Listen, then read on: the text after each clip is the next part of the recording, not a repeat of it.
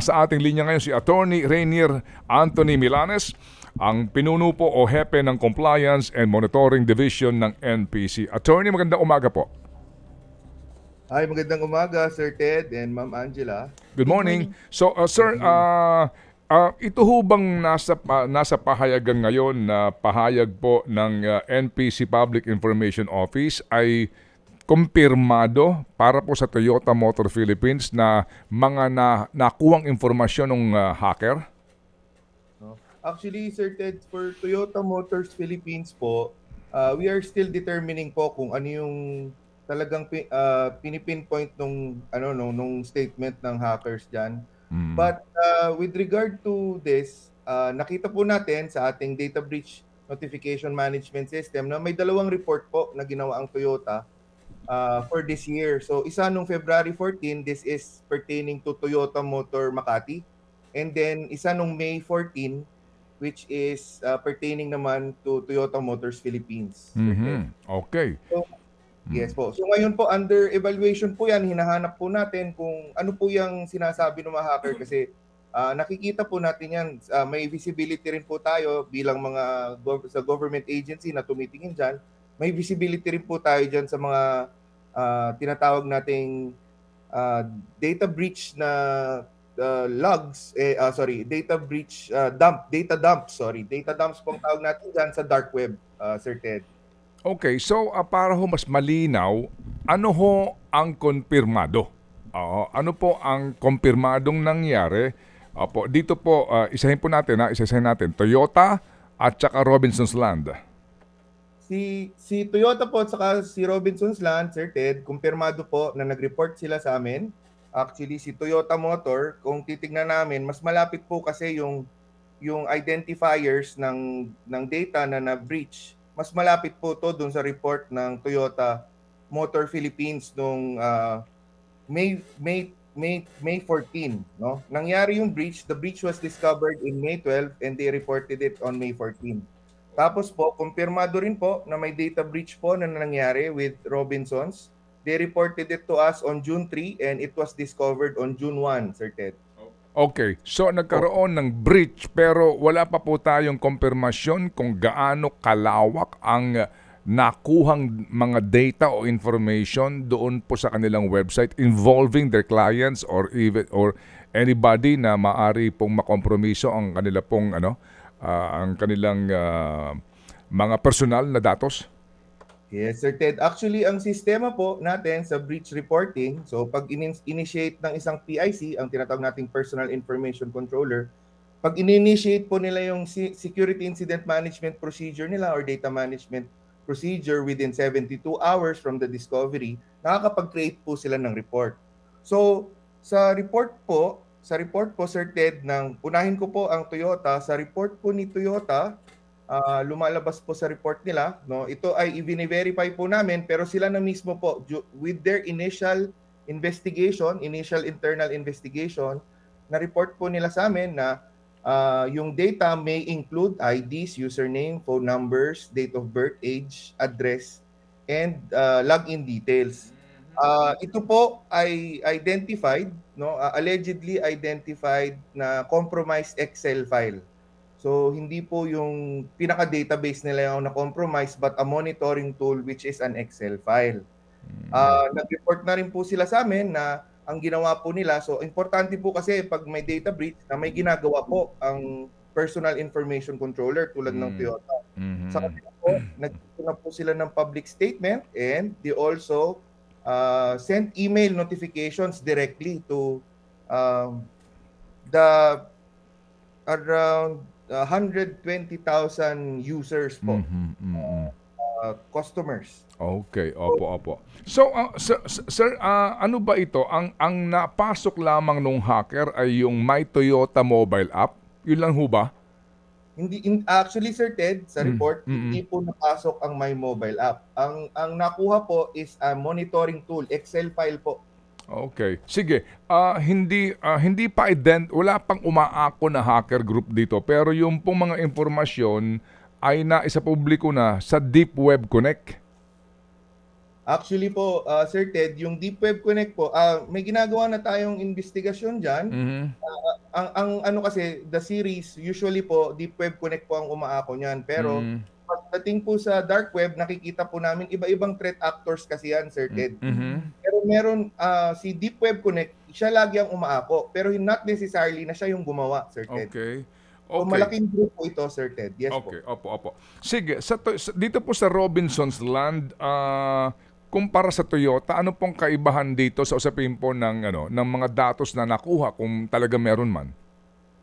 O pareho Sa lang po, o pareho lang? Sa Robinsons naman po, iba naman po to.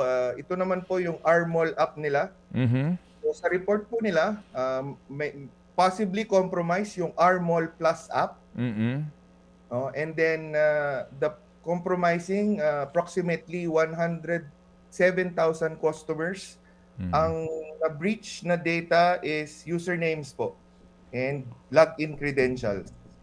When you say login credentials, ano po 'yon? Yan po yung password, username and password doon sa Armol app po. Based po sa report nila. Okay. So, sir, kapag ganito, paano po usually ang ending nito? Dito ba maghihintay ka na lang kung ikaw yung isa sa mga Toyota customer na makakatanggap ng mga hindi mo gustong email o mga attempt na mag-scam sa'yo, and then mawawala na lang yan? O paano ho ba usually ang tapos ng ganitong mga pangyayari? Yes, Sir Ted. Actually, obligado po ang mga personal information controller to provide support to the data subjects or ito po yung mga customers nila. Mhm. So, kaya katulad po ng Toyota, ang Toyota po ay nag-institute. No? Ayon sa report nila, they already institute a dedicated customer assistance team to handle yung inquiry. So, importante po yan. Yan po dapat talaga ang nasa data breach response procedure natin na tutulungan natin at i-inform natin ang mga data subjects. Attorney, no, si Angela po ito. Gusto ko lang po itanong para rin po sa kaalaman ng lahat ng mga viewers natin. Kapag po ba ganito, ano po ba yung pinaka-end goal ng isang hacker, no? Kapag kumukuha po sila ng mga sensitive information na to, ano po yung end goal nila? Ano po yung nakukuha nila by doing this? Number one po, ano yan, talaga, it's something to brag about eh. Bragging rights po yan, number one. Number two po, syempre, ang personal na datos, definitely po. Yung data, not data in general, holds monetary value in the but personal data, if it's personal data, mas malaki po yung halaga niyan sa dark web. So binibenta po talaga yan at yan po yung binibili ng mga scammers or kukuha rin ng mga scammers para makagawa sila ng identity theft, identity fraud, data, personal data, or 'di ba, yung scams na yung phone numbers mo, may message nila tapos ginagamit talaga yung personal information. Okay. Opo. So, attorney, sa ganitong mga sitwasyon, kailan po papasok yung penalty doon sa private entity na na-hack and nagkaroon po ng actual success itong mga gumagamit ng data na nakuha? Meron ho, paano po 'yon? Meron bang usapin diyan ng negligence, mga ganon? Yes po, actually tinitingnan namin kaya itong mga reports nila, it's still under evaluation and verification from us. Kung totoo po ba yung nire-report nila. Ngayon, tinitingnan natin kung kasi kung sa ating mga nakikinig po sa atin, yung data breach po talaga, personal data breach, minsan po talagang inevitable yan eh, it's not a question of how or why, it's a question of when. Kasi ang mga hackers po talagang everyday magaling po yung mga yan. So dapat yung security implementation natin umabol.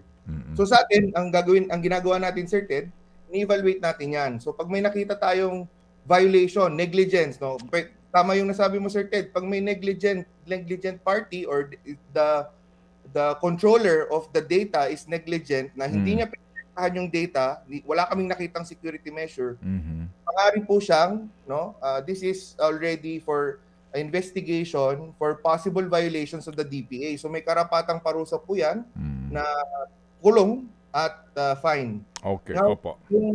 Meron din po sa atin, no, kung makita natin na hindi naman siya violation of the DPA, meron din po tayong pinapataw na ngayon administrative yung kasong administrative or administrative fines para ma-penalize po yung mga at para matuto sila na patuloy nilang protektahan yung yung impormasyon at hindi na po siya maulit-ulit. Okay, sige po.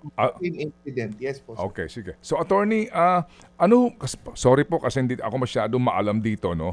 Ito hong Deep Web Connect, ano ho ito? Ito ho ba'y legitimate na kumbaga ito ba ay advocacy group? Ito ho ba'y kasama doon sa mga sa mga problema natin? Yan po ang dinedetermine namin yan, Sir Ted, kasi talagang malaking grupo po yan. Pero karamihan po ng binobroadcast nila on social media hindi pa ma-identify na gawa talaga nila.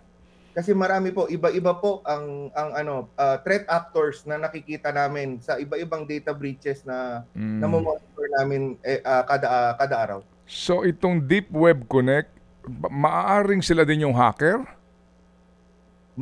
Actually po, maaari po na sila din yung hacker or this is only propaganda or means of giving information to the public na may nahack na entity. Di ba kasi di ba mayroong kung tawagin po ay mga ang tawag doon sa mga ganong hacker yung there's a term to that, no? Yung mga ethical po ba?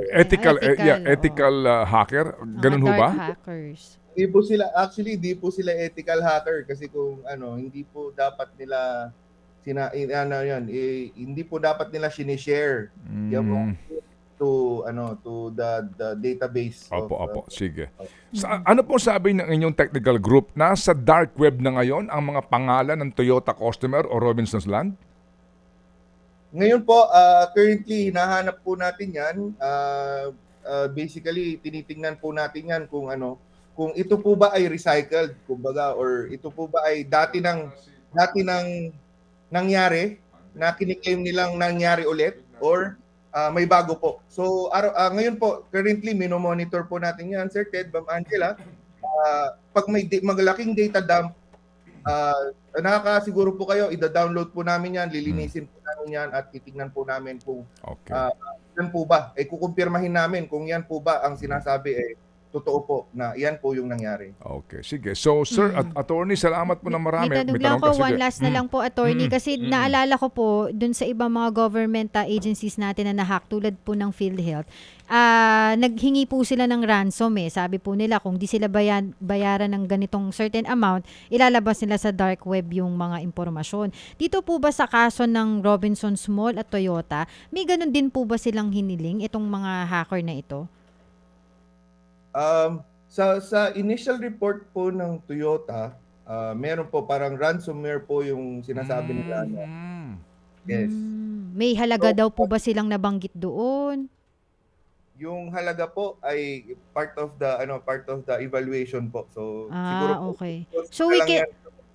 So attorney, we can say na hindi po nagbayad ang Toyota kaya po nailabas ngayon sa dark web yung mga impormasyon. That remains to be determined pa po, ma'am. Kasi allegedly, ito po ay based from this is based from initial reports. Okay. So, sa akin, trabaho namin, we need to confirm if this is true, ma'am. Okay, sige po. So, attorney, salamat na marami at kami makikibalita po sa inyo sa development po nitong inyo pong ginawang advisory, and we appreciate po na proactive ho dito ang NPC po, attorney. Yes po, maraming salamat din po sa oportunidad na Sir Ted, Ma'am Angela. Magandang umaga po sa lahat. Opo, thank you. Thank you. Ted Filon at DJ Chacha. Ngayon, nasa Radyo 5, 92.3 News FM. Monday to Friday, 6 to 10 a.m.